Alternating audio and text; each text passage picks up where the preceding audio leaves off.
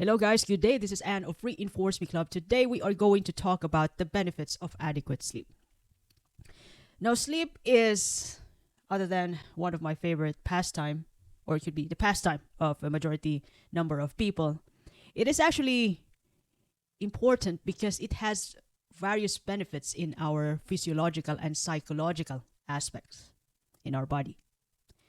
Now, the good thing about sleep is that it enhances our cognitive and memory. Because during sleep, our brain processes and organizes information that we've acquired throughout the day.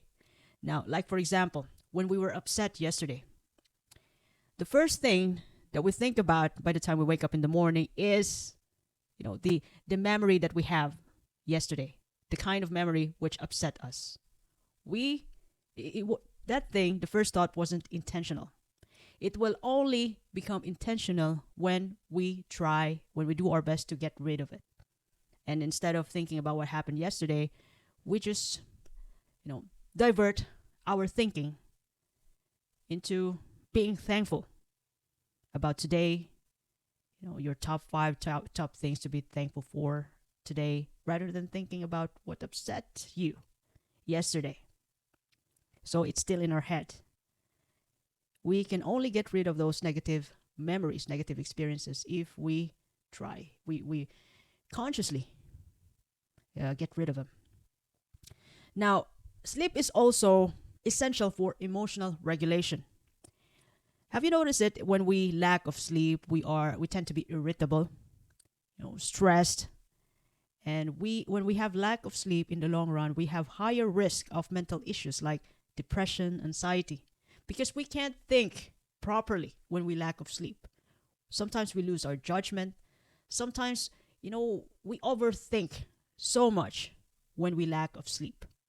We tend to know we have no idea what we're doing because our brain haven't got a chance to recharge itself. Now, during sleep also, during sleeping time, it is the moment wherein our body releases growth hormones and repairs tissue. So, in terms of growth hormone, though it didn't work on me because genetically, I'm one of those people, Asians, who are destined to be petite. But during nighttime, when we sleep, in terms of tissue repair, like for example, when you had a heavy workout, exercise in the gym in the morning, and then you feel like your muscle is aching because of the stress that we intentionally did to a specific muscle. And the repair usually happens at nighttime when we sleep, plus our diet and supplements. Now, another thing that happens during sleep, our immune system also recharge and even is working, working with all their superpowers when we sleep. And when we sleep, another thing that's happening, our blood pressure. Our blood pressure is well regulated when we have a good amount of sleep every day. We're not stressed out. We don't overthink a lot because our brain is chill, as well as our blood pressure. And since our immune system is working on, by the time during our sleeping hours, we also will be protected immune system wise. We have good immune system protection when we have good amount of sleep, and it even decreases inflammation when we have good sleep. So overall, though, sleep has loads of benefits, so it's important. Value sleep much. And in terms of metabolic function and appetite regulation, metabolically, in terms of tissue repair, our metabolism also is working when we sleep, as well as tissue repair. So that is why when we work out, the muscle repair is still is working, as well as our metabolism. And then when we wake up in the morning, we still feel healthy. We could even maintain a healthy weight if we are intentional about it, if we are intentionally tracking it. And what happens if you have lack of sleep and when you're stressed out, you tend to eat a lot, and the metabolism also decreases, leading to your increased risk of obesity and even developing type 2 diabetes in the long run. In the long run, it takes years and years. I'm talking about years and years to develop. Overall, you know, sleep enhances our performance, concentration, and productivity. Lack of sleep can impair our judgment and reaction times, increasing our risk of accidents. So that's how important sleep is. Now, there are several factors which leads to poor quality of sleep. Number one is stress and anxiety or overthinking. That is why we have to look after ourself and our mental health too. Because if we cannot get over the negative experience that we had yesterday and still think about it over and over again, then we forget about sleep. Our sleep has been compromised. And if we still cannot get over those negative experiences and then days go by, what's going to happen? Now we are stressed out. Stress and lack of sleep. It's not a good combination though. So we do our best to really consciously look after our mental health and get rid of those negative memories, negative emotions as best as we can. And also, when we have poor sleep hygiene, like for example, irregular sleep schedules, excessive screen time before bedtime, the phone, TikTok, Instagram, Reels, and when we try to sneak out and check the time, it's already 2 o'clock in the morning, and then maybe 30 minutes more, and then it became 4 o'clock in the morning. I mean, you still have to go to work at 6 o'clock in the morning. So it's overall, that's lack of sleep in the first place. And you have to do your best that you're not going to be stressed out at work. So even unsuitable sleep environment can negatively impact your sleep quality. Like for example, if your room or your studio is near the pub or a bar, or when there are riots around in your neighborhood almost every day. So that's going to give you worry and lack of sleep, thinking about what's going to happen there. If maybe someone's going to come in and then ask help or whatsoever. So those are unsuitable sleep environment too. As well as diet though. Diet and lifestyle can influence our quality of sleep. When we have high consumption of caffeine and heavy meals close to bedtime can disrupt sleep. Well, I personally experienced this, when I ate, for 2 consecutive days, when I ate toast, white bread, 2 toast, white bread, jam and butter, and then 2 to 3 cups of tea. I like hot drinks too. And in those 2 days though, I ended up I slept late, or I haven't got enough sleep. I slept around 1 or 2 o'clock in the morning, or that could be 3 o'clock in the morning in those 2 consecutive days. I was trying to find out what was the cause of that sleep pattern. But I realized that, I could have ate too much sugar with the jam on the toast, the white bread, and a couple of cups of tea, which weren't good for me. So I tried to limit that. I still eat toast though, butter and jam, but in the morning. So just in case if I become hyper, I can still use that energy throughout the day. But I will not gonna eat toast at nighttime. It could be 7, 8 o'clock in the evening. No more. That's not good for me. But in the morning, I can be hyper. So that's just for example. Also, lack of physical activity, lifestyle-wise, can also affect sleep quality. So when you don't work out, you just, Netflix time throughout the day, and you ended up sleeping late and then wake up late, the following morning. And since you don't really, you care less, you could care less on your sleep pattern, and your productivity is then compromised. That happens when you're not, when you tend to have no goals at the moment. Also, another thing, which can influence, which can compromise our sleep also. Environmental factors like noise, light, uncomfortable temperatures in sleeping environment can prevent restful sleep. Well, I got used to tropical countries, tropical temperature. So I also don't mind sleeping in winter time, but too much cold though, it's like it's freezing. I still couldn't sleep. So I bought a heater. I bought an electric sheet or an electric blanket. I forget how you call that. But yeah, uncomfortable temperature and noise once again. So I have mentioned earlier, when you are living in a neighborhood where almost every day there's a riot almost every day, or you're living near, close nearby a pub in the middle of the city. So that could also disrupt your sleep.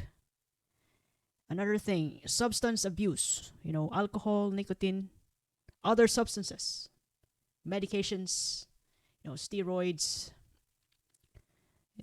those substances that can disrupt sleep patterns. What else? Substance abuse when it can be too high though. Substance, I'm talking about drugs. So those stuff also disrupts your sleep. Now, I got you 9 tips to improve your sleep quality. The first one is establish a regular sleep schedule. Go to bed and wake up simultaneously every day, even on weekends. So, I'm going to share you about my experience though. I'm not a morning person, but I work 3 to 4 times a week. And then I wake up 5 in the morning. And I ended up waking up 5 in the morning almost every day. Yeah. So, what happened is, in my day off, yes, I still wake up 5 in the morning, but I just stare at the ceiling, thinking about what am I going to do, because my day starts at 8 or 9 o'clock in the morning. So what am I going to do? Sometimes I do get up and work out. I get up for breakfast, between 6 to 8 o'clock in the morning. Although I still wake up at 5 in the morning, but I just end up like staring at the ceiling. Although I already have plans about how I'm going to spend my day, but usually my routine when my day off starts between 8 and 9 o'clock in the morning. So yeah, I can do whatever I want between 5 in the morning to 8 in the morning, 8 o'clock. So I could eat breakfast, I could work out, or just stare at the ceiling, thinking about my plans, my future plans, anything. That's actually an opportunity also for me to really think about too. I could use those times, when I have a hectic day. So when I have a lot of things going on in a day, I could wake up in the morning and then do my favorite thing to do, like making contents and working out. Those are major. Another thing you can do to improve your sleep quality: create a relaxing bedtime routine. So engage in calming activities before bed, like reading, taking warm baths, or practicing relaxation technique like meditation. So yeah, this actually helps though, but sometimes when it's not 100% that this is going to work. There are days wherein, when even though I work out, but it wasn't really that hard workout in a day. Sometimes when I go to bed around 10 or half 10 in the evening, I still couldn't manage to sleep, but I still go to bed at that time, whether I sleep or not. Sometimes, when I have this every day I have warm baths, because I'm not used to the temperature here in Europe yet. For almost 5 years, I still love warm bath. I do read like 10 pages per day, but still I couldn't sleep on my bedtime. But I go to bed same time. I do my best to be on bed 10 o'clock or half 10 o'clock in the evening. So, but it still ended up though that, what body wants, body gets. So I still have a good sleep, although sometimes there are days wherein I sleep late. But most of the time though, I have a good sleep. Just be on bed every day every day, same time as much as possible. Meditation. Yeah, when you are upset in a particular day, you can think about what you can do about it. meditation, observe your thoughts, and then write them down, and write down your solution in your journal, and then that could help you. You've already tackled the problem by writing it down in your journal, and then you've made a solution. So when you are on bed already thinking about what happened again, then you can argue with yourself that you have already a solution for it, for tomorrow. And that could help you ease the overthinking, ease your energy to the point that you can fall asleep, and then by the time you wake up in the morning, you're still thinking about it, and then there you go, you got a solution. It's an execution day for you, the following morning. So you can also, number 3, optimize the sleep environment. Make sure your bedroom is dark, quiet, and relaxed. Use blackout curtains, earplugs, or white noise machines. If necessary, you can have relaxing music with nature, waves, blackout curtains, no lights, that could enhance the release of melatonin in your brain so that you can able to sleep. Number 4, limit exposure to screens before bedtime, at least an hour before bedtime. Blue light from screens from your phone can interfere with melatonin production, which is the sleep hormone. So limit phone before bedtime, especially during bedtime. Sleep is sleep, phone with phone. Just do one thing at a time. Number 5, watch your diet. Avoid large meals, caffeine, and alcohol close to bedtime. Consider light snack if you're hungry before bed. Well, some people, alcohol help them sleep.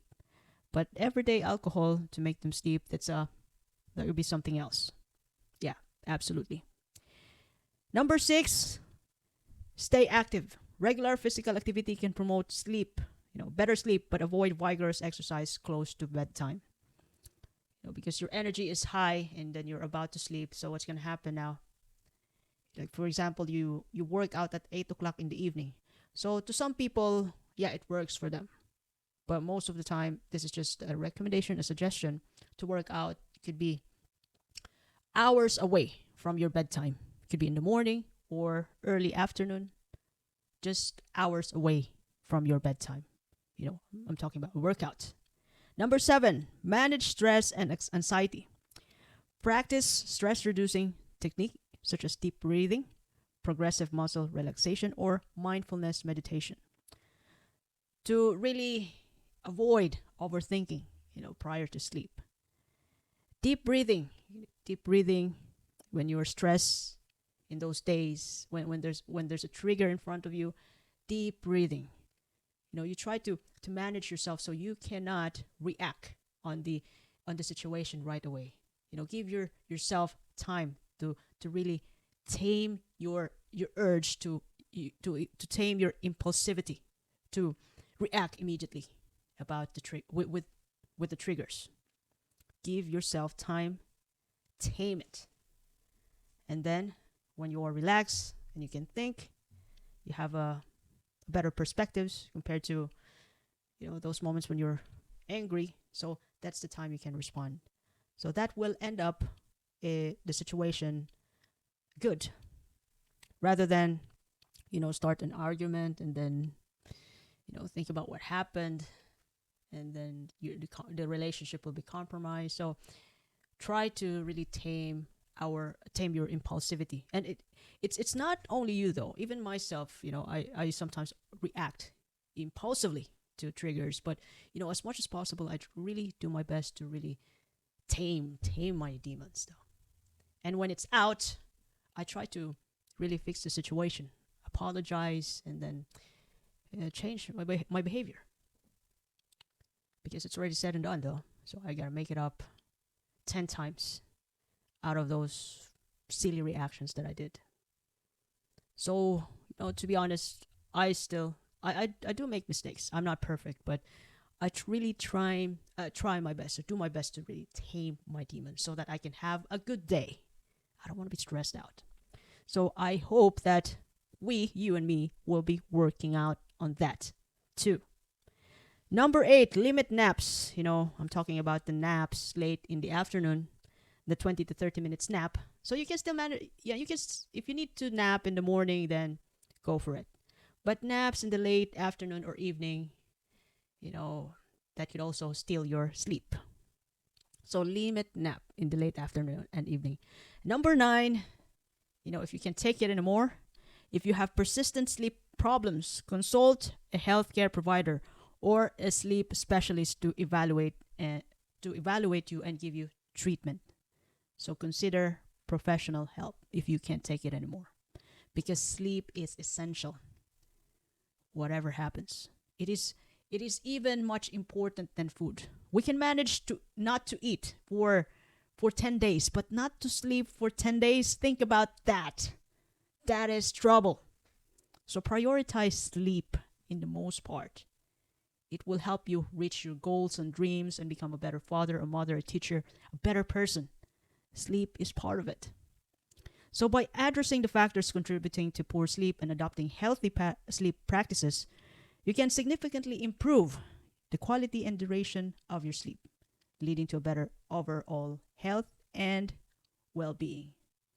So if you ever love this episode today, you can share this to your family and friends. You can follow me in YouTube, Facebook, Spotify, Apple Podcasts, Amazon Podcast. This is Reinforce Me Club. And by the way, I do appreciate your time and have a lovely day ahead. Thank you once again.